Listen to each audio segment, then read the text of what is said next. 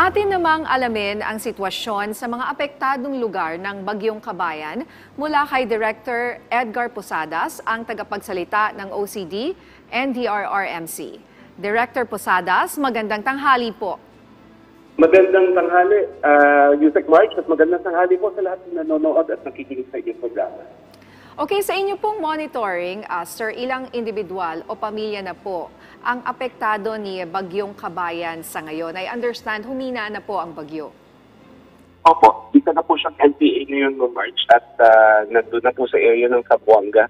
At so far, ma'am, kaninang 8 a.m., yung former Tropical Depression Kabayan has affected already 25,489 families or 86,321 individuals and 217 barangays po. Ito po ay tatlong talagang tinamaan na rehiyon sa Mindanao, ma'am. These are Caraga, Regions 11 and Region 10. So far po, wala po tayong, I hope it stays that way, ma'am March, wala po tayong naiulat na dead as a casualty. Pero we have initially one injured and one missing person, which are still subject for validation. Sana po mahanap natin na buhay yung isang missing. At wala na po naman tayong talagang untoward incident, ma'am March, na naiulat pa po other than those. Meron din po tayo, ma'am, mga strandies lang po, no, nung kasagsagan po when we had our tropical cyclone wind signals hoisted. We had 636 passengers, 157 rolling cargos, and 9 vessels which were stranded in Regions 8 and Caraga. And meron din po tayong 4 seaports, ma'am, na still non-operational sa Regions 11 and Caraga, and 5 seaports in Region 10. Pero na-resume na po yung operations. And we have also a total of 53 damaged houses initially, ma'am March, sa Region 10 po ito, Region 11 and Caraga. 50 were partially damaged and 3 totally damaged. We also had, we monitored 83 cities and municipalities, ma'am, with class suspensions in Regions 10, 11 and Caraga. We have also 57 cities and municipalities declaring work suspensions for in those 3 regions. And meron din po tayong episodes of power interruption, ma'am, in 3 municipalities in Caraga. 5 po yun, no? 5 municipalities. And na-restore na po yung power supply doon, ma'am March. For our part naman po sa NDRIM OC, noon pong dumaan na yung ating bagyo at medyo stable naman na po, binaba na po natin dito sa Campanginaldo yung ating alert from red to blue. Pero nothing to worry about po. This is an internal process lang just to make sure that the President's guidance to provide adequate, efficient, and effective response, relevant response, no? One step ahead will be provided by government through the NDRIMC and through the Office of Civil Defense. And meron na rin po tayo, ma'am, reports also, pero ito po ay during dyan pa po yung mga tropical cyclone wind signals. We have 6,910 families or 22,695 individuals who were preemptively evacuated in Region 7, 8, 10, 11, and Caraga. As of now, ma'am March, yung ating mga regional offices po sa Regions 8, 10, 12, and Caraga are still on red alert, while the rest po are on blue alert to include our dito po sa ating NDRIM OC. And ma'am March, idagdag ko lang po yung response efforts natin. No? We have provided family food packs, yung ating Caraga Regional Office based in Butuan. And these are also coming from the LGUs po, no, yung family food packs natin. And nag-issue din po ang Philippine Coast Guard ng Sea Travel Advisory, ma'am, dated kahapon, 18 December 2023, na nire-resume na po yung mga operations sila dahil wala na pong nakataas na tropical cyclone wind signal. So more or less, March, yun po yung ating latest from the NREM OC. Thank you, Director Edgar, for that very detailed account po. Pero sir, na-mention nyo nga po, apektado po yung mga regions na nabanggit nyo, 7, 8, 10 to 12, and Caraga. Pwede nyo po bang sabihin sa amin kung ano yung mga specific areas po na kung saan naapektuhan ng pagbabaha? At na-mention nyo nga po earlier na meron nga apektado rin po ang mga communications line at electricity. Perhaps we could tell po sa ating mga nanonood kung ano po yung mga areas po na yon? Yun pong sa, ma'am, yun pong ating communication lines are already restored, ma'am. Yung reported po natin na mga cases po, na may mga reported cases po na pagbabaha, ito po ay sa Davao de Oro, sa New Bataan, sa Davao Oriental po, sa Caraga, sa Katiil, sa Manay, sa San Ignacio, and ganun din po sa Caraga, ito po sa Remedios Tiromualde sa Agusan del Norte. Director, may iba pa po bang mga reported na infrastructure damages sa mga lugar na sinalanta ng Bagyong Kabayan sa ngayon? Wala naman pong mga major damages, ma'am, that would prevent yung response efforts natin and the usual, allowing the passage po of not only relief goods, ma'am, but also, syempre, yung mga dinadala ng mga goods to the market, no? That is also our goal po, not to hamper yon, so that the conditions po in the affected areas would go back to normal, to its normal conditions the soonest possible time. And this is also with the help po ng ating member agencies like the DPWH, who is in charge po of itong mga roads and bridges na ito, and also the LGUs, ma'am, for doing their share. Naka-mention siya ng Director Posadas, this is Nina Corpus po. Director, hingi lang din po kami ng update sa mga kababayan nating inilikas. Ilan po ba ang bilang ng mga evacuees sa ngayon at kumusta po ang kanilang lagay sa mga oras na ito? So far, ma'am, nakalagay po dito sa atin, meron po tayong preemptively evacuated na mga tao. These are totaling po 22,695 individuals. Ito po ay sa Region 7, 8, 10, 11, and Caraga. And they are well provided po, ma'am. We have not yet received any major requests po for assistance because kung mapansin nyo, ma'am Nina, in the Yusek March, yun pong ating, before this po, these were also the same, almost the same regions and LGUs, no, especially in Mindanao, na naapektuhan po nung paglilindol, ano. And so medyo mataas po yung ating ginagawang mga efforts doon. And parang dinagdagan lang po natin, no, even the prepositioning of goods, even yung services natin, all the people concerned with response in addressing the needs of our kababayans there.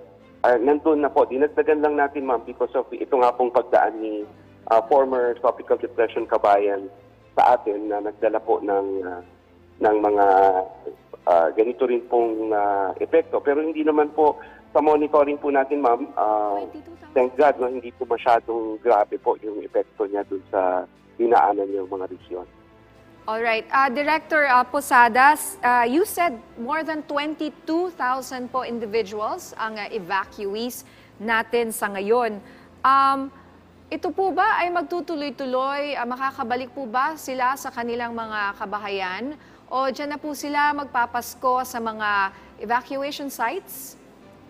Ang goal po natin, ma'am, is to really, iba rin po, lalo na sa ating mga Pilipino, iba rin po yung gaano man kahirap yung buhay, basta i-celebrate natin yung Christmas together with our family. Sa maganda lang po dito, so far, no, wala po tayong reported death, no? And ang ganun din po, ang ating mga regional offices at saka yung mga, especially our LGUs, they are doing their best po kasi hindi naman po masyadong marami yung mga tirang bahay. So ito po ay ina-assure lang na okay na po, and then when the weather improves, no, ang binigay po ng Pag-asa when we met with them last Sunday during the PIDRA, no, yung pre-disaster risk assessment meeting namin, with all concerned agencies po dito sa NDRIM OC. They said that starting today, the weather will improve, save for sa area po ng Palawan, kung saan po dun lalabas yung LPA na ito. But in general po, we are hoping that the weather condition will improve. I just came from Legazpi this morning. Kahapon po talagang maulan, maulap. Ngayon po medyo maulap pero less of the rain. So, but this is due to the effect po ng shear line, because ganito po tatlong weather conditions yung hinarap natin the other day, Tikabayan, we have the shear line, and we have the northeast monsoon po dun sa taas sa northern Luzon. Alright, so just to be clear, base po sa inyong mga pulong sa kasama ang mga eksperto ng Pag-asa, ay wala na po ba tayong inaasahang mga bagyo or shear line at maraming pag-ulan hanggang bagong taon? Tinanong ko rin yan, Ma'am Binya, sa meeting na yon, kasi alam ko yan ang usual na tanong. And that is also what I would like to ask. Ang mapo-forecast pa lang po nila up to the 23rd, wala po silang nakikitang weather disturbance, but additional, like kung meron pong LPA or what have you. Pero beyond that po, when they give us their forecast, we will report also to you, or they report naman po directly to you. Pero ang sagot po ni kasamang Altar, nung nandun siya sa meeting, at least until the 23rd, wala po silang nakikitang additional na weather condition na pwedeng makadagdag po dito, pero they will still give us the forecast after the 23rd. Director Edgar, ayon naman po sa ating Coast Guard, may ilang mga pasahero ang na-stranded sa mga pantalan. Ano naman po ang assistance na ibinahagi ng pamahalaan para sa kanila? Marami pong mekanismo yan, Yusek March. Minsan po, yung host, of course, nandiyan din po yung DFWD, yung lokal na pamahalaan po hosting the ports. Naging regional director po ako sa Region 8 before, And yung host LGU po, host LGUs ng mga ports na yon are providing initial assistance, like pagkain, until such time po na makatawid at mabawasan yung mga tao doon na na-strand sa kanila. Plus, nandiyan din po ang ating DSWD. And pagkailangan po, nandiyan din yung resources ng Office of Civil Defense. But so far, ma'am, I think yung wala po kaming naririnig na request.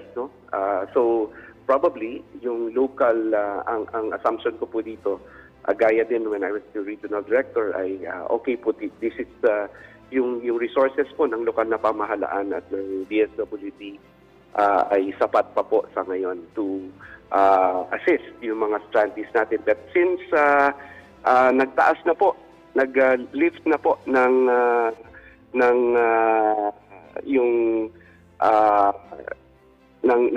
warning yung Coast Guard doon sa pagtigil ng biyahe dahil wala na po tayong tropical cyclone warning signal, eventually po mababawasan na ito, itong mga strandees na ito, and hopefully po they reach their homes, their final destinations before Christmas to celebrate Christmas with their families. Okay, that's right. Sir, so may alam po ba kayo kung nakabiyahe na itong mga malalaking barko at nabawasan na yung mga stranded? I understand, more than 4,000 yung na-stranded nung may signal. At ngayon ay isa na lang siyang LPA, marami na pong nakaalis? Opo. In fact, ma'am, yung nasabi ko sa inyo kanina, nag-lift na ng suspension of sea travel yung Coast Guard dun sa isang lugar. And ganyan din po, that's a protocol. Kung na-lift na po lahat yung mga warning signals, definitely po magpo-proceed na yung biyahe ng mga barko. Hindi lang po ito in terms of passengers, but meron din po tayong mga rolling cargos, meron din po tayong mga cargo vessels na dapat maglayag, especially before Christmas, para makarating po sa merkado at saka sa mga pagdadalhan nila yung kanilang mga cargos in time for Christmas. Alright, sir, panghuli na lang po, magandang balita na humina na bilang LPA ang bagyong Kabayan. Pero sabi nga nila, unpredictable minsan ang ating weather. At sabi nyo nga hanggang December 23 lang at maaaring magpatuloy ang mga pag-ulan sa ilang mga lugar. Ano po ang paalala ninyo sa ating mga kababayan na mag-aapektuhan ng ganitong sama ng panahon? Opo. Padatiliin lang po natin palagi tayong una po, no? Nagpapasalamat din tayo sa ating mga kaibigan sa media. Your role in this whole process, no, of informing yung mga kababayan natin para sa kanilang kaligtasan, napakalaki po niyan. We cannot talk to every Filipino, no? But through your program, yung reach po ng program nyo and all of our media friends then whom we talk to, napaparating po natin itong mga mensahe. Una po, we have to be prepared all the time, no? Dapat ready tayo. Alamin natin yung mga areas na talagang prone to, let's say, landslides or mudslides or soil erosions, no? Kung malalapit tayo sa mga lugar na yon and we experience sa palagay natin na mas higit sa normal, ano, yung ina-expect natin na rainfall. So dapat po lagi tayong handa at kung tayo po halimbawa ay maimbitahan to move to a safer ground or safer place muna like a temporary evacuation, sunod na po tayo para po mapanatiling ligtas tayo. And but just the same, ma'am, no? Let's celebrate Christmas, no? In gratitude that everybody's still here. We're with families, no? And yung home natin nandiyan, may bubong tayo.